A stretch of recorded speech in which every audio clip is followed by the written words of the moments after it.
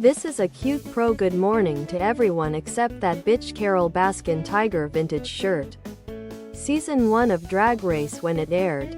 I didn't have anyone to talk to about the show during Season 1, so I became an instant fan of their blog.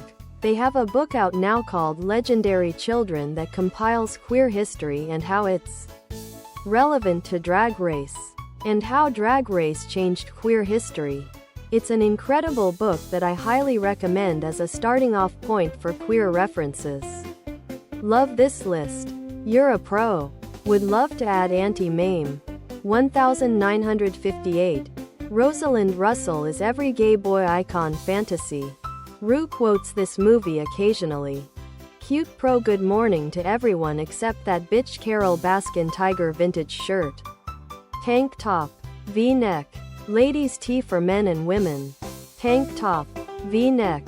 Life is poor suckers are starving to cute pro good morning to everyone except that bitch Carole Baskin Tiger vintage shirt death. Watch it for campy humor.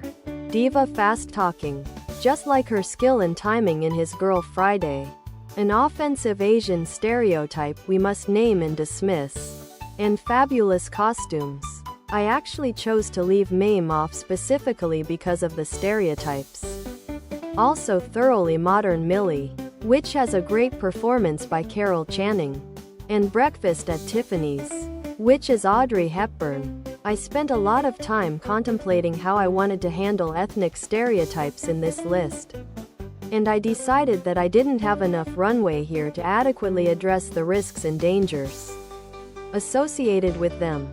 Little gay boys can certainly find these performances amusing. But we don't want them to start quoting Mickey Rooney in yellowface all over the damned place. So I felt I had to handle it properly. Official cute pro good morning to everyone except that bitch Carole Baskin Tiger vintage sweatshirt. Hoodie. And I can really bear it. So it's best avoided. In the earlier version of this list, I tried to make up for cute pro good morning to everyone except that bitch Carole Baskin Tiger vintage shirt these exclusions by sourcing alternatives. Like, I didn't want Breakfast at Tiffany's. So I included Charade instead. Which is also a damned fine Hepburn performance. But in the revision, I decided that these were too far removed from drag references in queer culture. It's a hell of a problem. Right? Love the rationale. I think you're spot on. You are a goddamned hero. Which confuses me because Christina didn't buy them.